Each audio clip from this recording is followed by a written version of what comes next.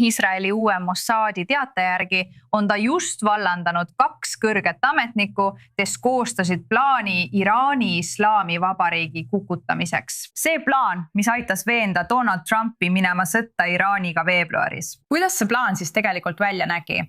Iisraeli ja Ameerika rünnakud tabaksid Iraani julgeolekujõude loodes ja avaksid koridori, mille kaudu kurdi võitlejad saaksid Iraagist Iraani piiri ületada. Ja siis liituks nendega tuhanded noored kurdid, käivitades massilise protestiliikumise, mis leviks kuni Teheranini ja kukutaks Islamivabariigi. Nüüd mees, keda nad ilmselt mõtlesid režiimi asendajaks, oli endine karmiliiniline president Mahmoud Ahmadinejad. See plaan aga ei toiminud. Lekete, Türgi lobitöö ja kurdide vastumeelsuse tõttu jäi kurdi osa väidetavalt ära. Trumpi CIA juht nimetas hiljem kogu režiimi muutuse ennustust farsiks.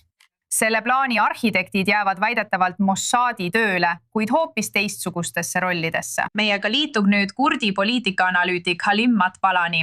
Selle raporti kohaselt Halim Mat tugines plaan Iraani kurdi vägedele koha peal, keda oleks toetanud Iisraeli ja Ameerika õhujõud. Me kajastasime seda sõja ajal üsna sageli, aga kas see plaan oli kunagi realistlik? Aitäh küsimuse eest. Ma usun, et plaan oli realistlik. Probleem seisnes selles, et plaani kujundamisel ei arvestatud tegelikult kurdide nõudmistega, esiteks.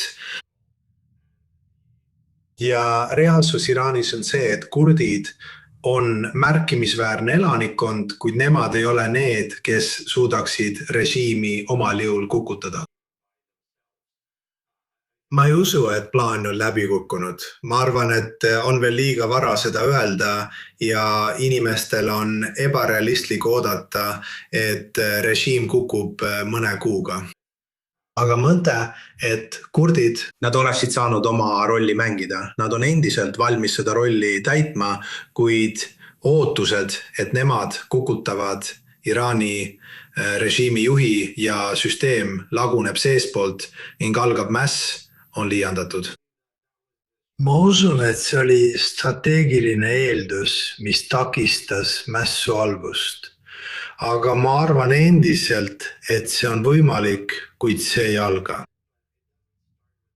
Kurdi rahval on oluline roll, sest neil on relvastatud jõud olemas. Aga vaja on rahvusvahelist strateegiat, millesse on kaasatud suured jõud nagu Iisrael, laheriigid ja eriti Ameerika Ühendriigid. Nad peavad näitama kindlat pühendumust, et nad soovivad kukutada islami režiimi. Seni pole nad seda näidanud ja seetõttu ei ole ükski jõud ega ka kurdid ega ka iraanlased tänavatel ei hakka ründama režiimi, sest see oleks nende jaoks praegu enesetapp. Nad on ellujäämisrežiimis ja ilma rahvusvahelise toetuseta oleks see nende jaoks enesetapp. Režiimi sellisel viisil rünnata. Nii et kelle süü see siis lõpuks oli? Ma mõtlen ilmselgelt need 2 selle plaani arhitekti, keda väidetavalt arvatakse, et nad veensid Netanyahut, et siis esitasid selle plaani Trumpile, on nüüd teistesse ametitesse viidud. Nad on oma varasematelt ametikohtadelt vallandatud. Aga kellele sinu arvates lõpuks süü langeb?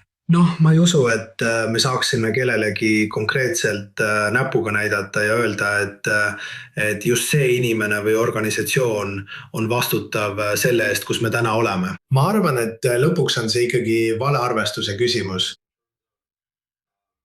Teate, kuidas me näeme režiimi kokkuvarisemist ja milline süsteem meil on.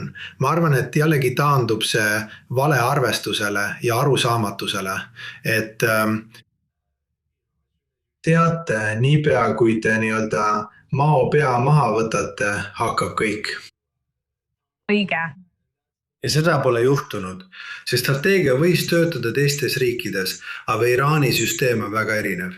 Ja seega ma arvan, et me ei saa kõiki süüdistada. Aga olgem ausad, ma tahan lihtsalt öelda, et ilmselgelt me ei näinud, et Iraani kurdi jõud oleksid vastu astunud Basijile ja IRGC-le. Seda tegelikult ei juhtunudki. Kas sa arvad, et neil oleks võimalus, kui nad seda teeksid?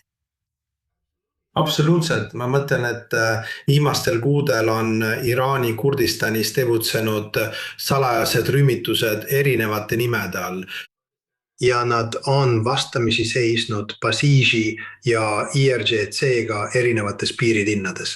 Nüüd see tähendab, et sellised kokkupõrked, nagu neid võib nimetada, on märk ja põhimõtteliselt on see kurdide viis öelda teate Ameerika Ühendriikidele, Iisraelile ja liitlastele piirkonnas, et me oleme võimelised režiimile vastu astuma.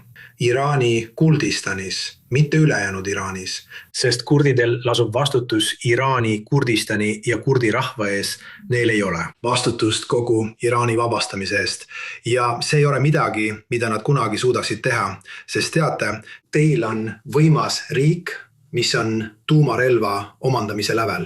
Nad ei suuda sellist jõudu üksi võita, aga kui rahvusvaheline kogukond on tõsiselt pühendunud, sarnaselt sellele, mida nägime Saddam Husseini vastu Iraagis, siis usun, et mitte ainult kurdid ei tee tõsiseid jõupingutusi režiimi vastu astumiseks, mitte tingimata, vaid ka keskuses ja režiimi sees hakkate nägema tõsiseid teate küll murdekohti. Inimesed režiimi sees hakkavad võimust eemanduma, sest nad hakkavad mõistma, et see režiim on kokkuvarisemise äärel ja rahvusvaheline kogukond ei kavatse enam nende agressiooni piirkonnas taluda. Kuid kuni inimesed seda ei näe, olgu need kurdid või iraanlased tänaval, nad ei ole valmis enesetapumissioonile minema. Hästi, tahaksin sind väga tänada, Hala, et meiega liitusid. Väga huvitav oli sinu arvamus selle kohta kuulda. Ja ma arvan, et peame ootama ja vaatama, kuidas see kõik välja kujuneb, kui Iraani ja kurdi jõud lõpuks tõesti sekkuma hakkavad.